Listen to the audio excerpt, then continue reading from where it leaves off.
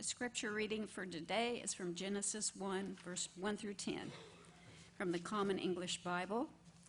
When God began to create the heavens and the earth was without shape or form. It was dark over the deep sea, and God's wind swept over the waters. God said, "Let there be light," and so light appeared. God saw how good the light was. God separated the light from the darkness. God named the light day and the darkness night. There was evening and there was morning. The first day, God said, "Let there be a dome in the middle of the waters to separate the waters from each other." God made the dome and separated the waters under the dome from the waters above the dome. And it happened in that way. God named the dome sky. There was evening, there was morning, the second day. God said, "Let the waters under the sky come together into one place so that the dry land can appear." And that's what happened. God named the dry land earth, and he named the gathered waters seas. God saw how good it was. The word of God for the people of God. Thanks be to God.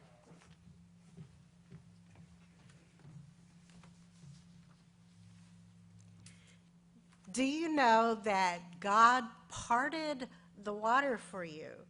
Now, if you are a student of the Bible, your mind might think that it's supposed to jump to that story where Moses led the children of Israel out of slavery.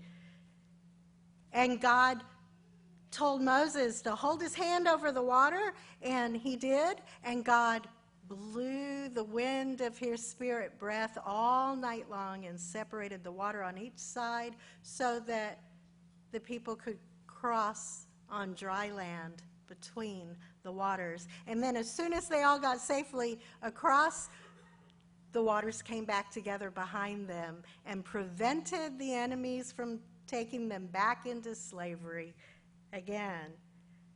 God parted the waters so that his children could be free. But that's not the only time God parted the waters. The very first story of the Bible narrates this great primordial drama when God's spirit wind moved in power over the dark waters of chaos. And God put a little light on the situation and looked at that dark water and said,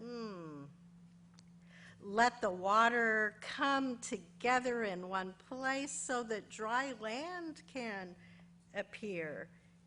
And God named the dry land earth and named the gathered waters seas, and God saw how good that was. God parted the waters so that humans could have a place to be created, dry land. He parted the waters so that we would have a place to stand, so that we would have a place where we could walk with God. In the book Secret Places, Sacred Paths, spiritual director Madeline Duckett writes, "There's something very primal about the sea. When we look at it, some chord within us is stirred into life, and we stand in awe and fascination at this enormous mass of water with its rhythmic ebb and flow that seems to resonate with our own fathomless depths." The psalmist describes this spiritual affinity for the water as deep calling to deep. Hey, you big body of water out there, let's get together. The water from the waterfalls is compelled to flow down and to join the water at the bottom, crashing down. Psalms 42, 7 through 8 says, "Deep is calling to deep at the thunder of your waterfalls. All your surging rapids and waves are sweeping over me. By day, Adonai commands his grace. and at night his song is with me as a prayer to the God of my life. The sea is like a prayer.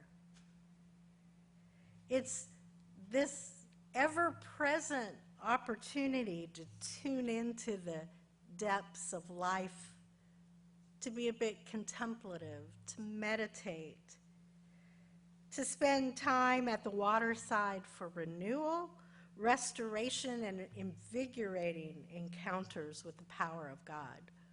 I love the crashing of the waves. But very few people actually avail themselves of that.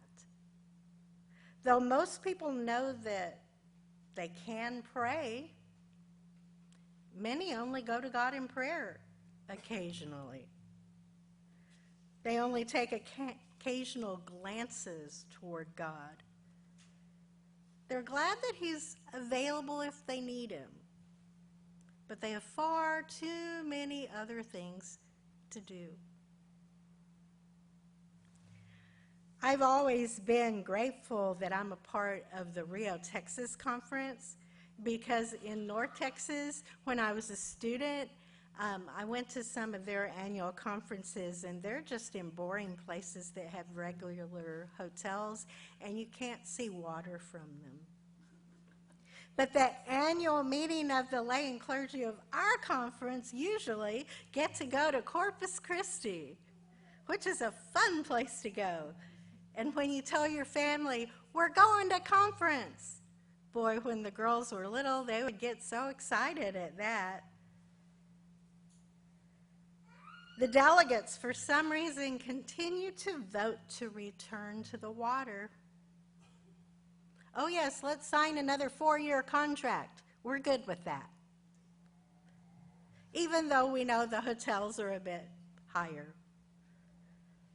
Ironically, the usual conference schedule of meetings is pretty tight, and it used to be when my kids were youngest and I wanted to be with them the most, that there were meetings in the morning and lunch, special subgroups, and then in the evening there were worship services, and there was so little time between all of the business of the conference to actually spend time with my family. So we were blessed to have my mom and dad travel down to Corpus so they could spend time with the girls at the beach and by the pool.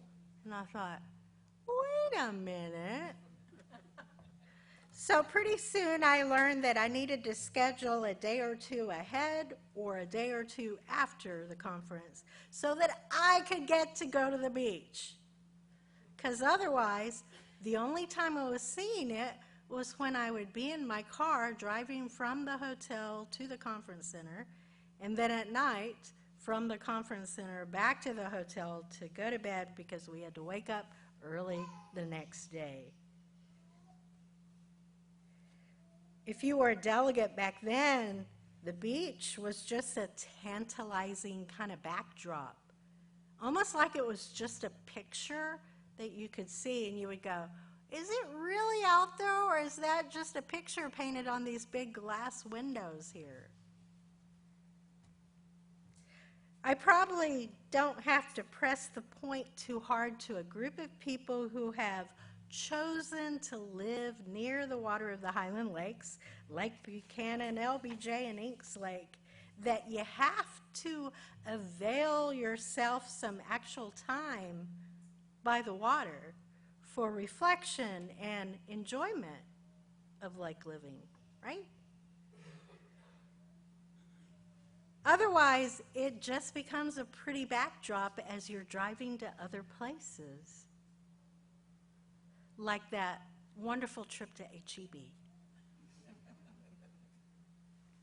Life on the lake can be like prayer. The lake is always out there, always offering an opportunity for renewal time. And you can be one of those few who avail themselves of that beautiful reality.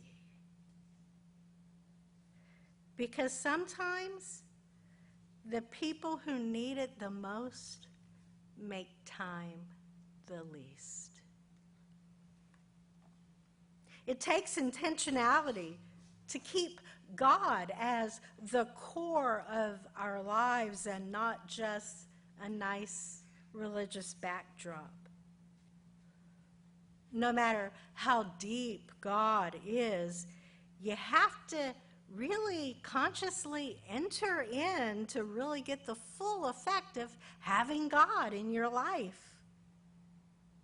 And metaphorically, because we're talking about God now and not just physical water, you need to enter in, to explore the depths, to feel his presence, to float in his glory, to swim in his grace, to take a dip. Dip yourself 7 times for healing until your soul and spirit is thoroughly washed, thoroughly healed, thoroughly renewed. Psalms 42 begins, "As a deer longs for flowing streams, so my soul longs for you, O God. My soul is thirsty for you." The psalmist writes this in a psalm where he talks about being downcast of soul. Sounds like depression to me. He says his spirit is disquieted within him. Sounds like he has some anxiety, right? And he feels this thirst to spend time with his God. The Psalms acknowledge that God is always faithful, always steadfast, always available for his children day and night. Yet sometimes even we who love him allow ourselves to grow parched until our spirits just cry out with the thirst for God. So today I want to encourage you to drink deeply of God. Enter in, splash around. Our cat has been becoming a little more spiritual, I think, in her old age. She's, I'm thinking around 15 or so by now. And she has started within the last few months to demand fresh water deep enough to play in. Not just to drink. She wants water that she can take her paws, splash, splash, splash, splash, splash, and she will splash for a good 5 or 10 minutes until this long-haired black cat is drenched with water on her bib and her hands, paws. And I think, what in the world is she doing? Well, when I was preparing for today's sermon, I figured it out. She's praying. She is spending time by the water. The Bible wants us to know that God is the fountain of life. Jesus said that the Spirit would well up within us like springs of living water. So we don't have to walk around thirsty. We can drink deeply. The water is fresh and cool.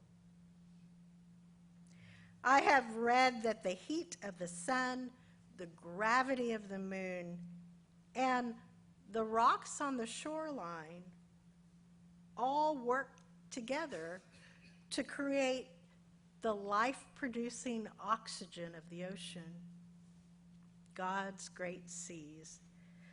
The ebb and flow, the movement back and forth, the splashing so that the particles are dispersed among the air and then regathered together.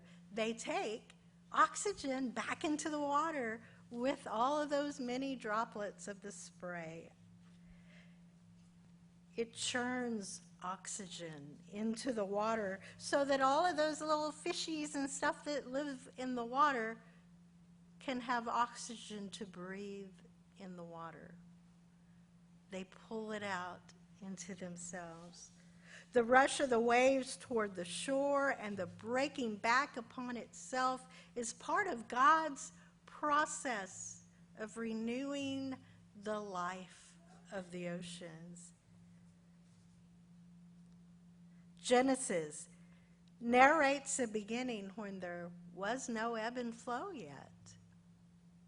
The rhythms of creation had not yet begun. There was no light to rule the day or moon by night. There was no dry land to break the waters. And so the water was just dead and still, nothing there. It says the earth was a formless void, and darkness covered the face of the deep. Until God's Spirit moved over the face of the waters. And God set those great bodies of gravity in the sky to pull that water so that it's, I'm going to call it lungs, but you know it's not lungs, so that it can breathe, right? So the water could start churning that oxygen as God created every living thing. The waters were the birthing place of the first 2 days. Out of chaos, God brought order. God created life. The rhythm of creation was set in place. And I'm here to tell you that we still need that rhythm in our life. The call of the sea is a primordial call to the rhythm of God in our lives. When our kids were young, we frequented children's museums. Whenever we were traveling, if we saw oh, look, there's a children's museum in town, that was even better than a McDonald's play area for the kids, because there was lots of things for them to discover and learn, and things you could really put your hands on and play with. And they especially loved anything that involved water. Kids, come investigate what water can do. Pump the water up, dump it down this trough, pull it up. Sometimes they would have these chunky little things that they could put in the trough and it would dam it up. Then you take that chunky block out and the water flows again. A trip to the children's water play area was pretty much a given at every possible opportunity, and it was good for the kids to play. It's still good for God's kids to play. Are you catching on to that repeated word, opportunity? You are in the Highland Lakes, and you have opportunity. When we gaze at the movement of the water with God as our contemplation companion, it's always an opportunity for our souls to get a restart. Prayer at the lakeside can be a recreative moment. We can consciously seek to be in harmony with that ebb and flow of God that soothes and refreshes the spirit. The metaphor of the sea is a birth narrative in the Bible. Whenever there is a new beginning in the lives of God's people in the Old Testament or New, there is often a journey to, through, or on the sea. Lots and lots of stories of the sea. God is master of the waves. He can bring in what you need to receive. He can pull away what you need to let go of. so that that spiritual oxygenation can happen in your soul. In the Gospels, the Sea of Galilee was very often the geographic spot for the stories to take place. Jesus' earliest disciples were fishermen, and the symbol of initiation into the Christian community is water baptism. When needed, Jesus can calm the waves, walk serenely upon it, and call you out to join him. Water forms a vital thread of meaning throughout the scripture. Remember what Jesus called his disciples to become? Fishers of men. We're called to participate with God in bringing other people through the waters of new creation, the waters of new birth. Come on, little fishies. The sign of the fish was the sign of the early Christians, born of water and the Spirit. In your bulletin, I've shown that little thing that you oftentimes see on bumper stickers. Bumper stickers was not actually the first place where those little fishies appeared. They actually first were found in the catacombs, and they were like, those that discovered it were looking at the fish going, why are there fish where the Christians would meet? That seemed like an odd thing until they learned more about the why of it all. The sign of the fish was the sign of Christians born of water and the Spirit, and birthing others in water and Spirit. So I say it again for good measure. When we gaze at the movement of water, with God as our contemplation companion, it's always an opportunity for a restart. And starting again, having a new beginning, is a good thing. And we seem to need it so often in life, right? The sea is our metaphor for readiness for the movement of God's Spirit. God, as you've hovered over the waters and created life, hover over me. Move upon me. In prayer at the water's edge, we learn to bring our own chaos, our void, our darkness to the Creator of the first day. And we don't really have to have any physical water in front of us. Even those who are homebound, who can't get to the lake,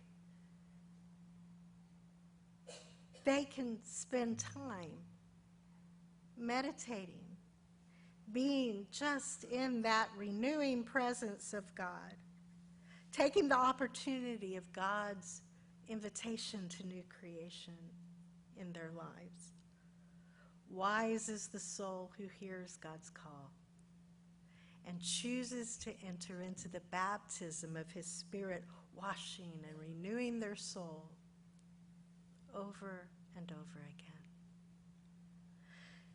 Today, tomorrow, or sometime this week, I would encourage you, if you have such opportunity, to find a body of water for your prayer, one of our lovely Highland lakes, or a creek, or a puddle in your backyard, or fill up the kitchen sink, pray next to it, or take the garden sprinkler and jump through it, just like you used to when you were a kid. Today, in this present moment, I want us to have a prayer together at the water's edge. And there's a lot of different kind of things that you can pray for when you're praying at the water's edge. But here and now, I'm going to do a prayer of forgiveness, because that's kind of one of the things we oftentimes need renewal over, because things that require forgiveness happen over and over again. Not just things that we do, but things that other people do to us. And we need our prayer companion. We need Christ right beside us, helping us to forgive. So close your eyes and use your imagination. Maybe imagine a fun time when you were at a beautiful spot of water, a lovely lake, a beautiful place. In prayer at the water's edge, reflect on your mistakes. Notice if you have any lingering anger, any feelings inside you that perhaps you needed at one point in your life, but you're ready to let go of now. Lighten your load of bad feelings and make space for the good, letting God call forth light in your darkness.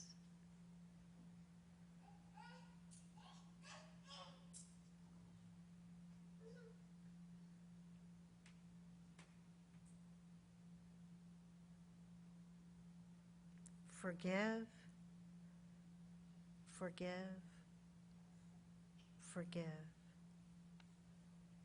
If you have harmed anyone in any way, either intentionally or unintentionally, through your own confusions, commit yourself to ask that person's forgiveness, even as you ask now for God's forgiveness.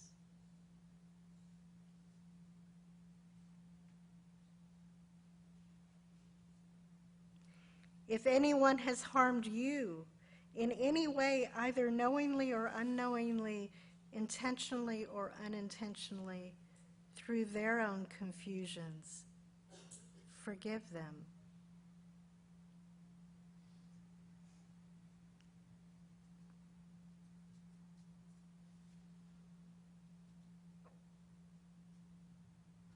If there is a situation you are not yet ready to forgive, give God even your incomplete, nervous, self-conscious, best you can offer, but totally short of the mark, forgiveness.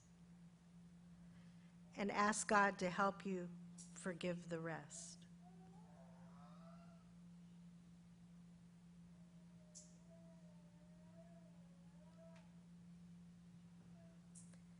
Ask God to make you ready to forgive.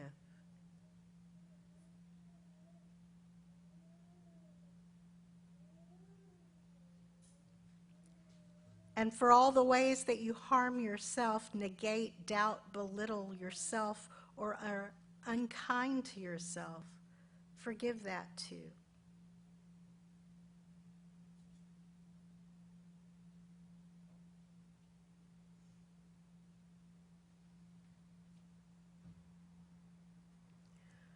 Release it all.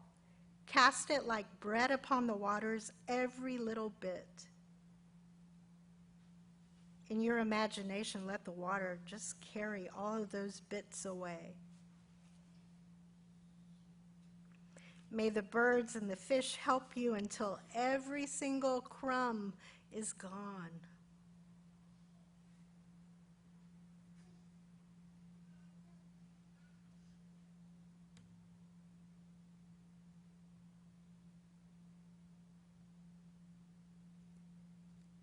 Feel the Spirit of God lift your troubles from your shoulders.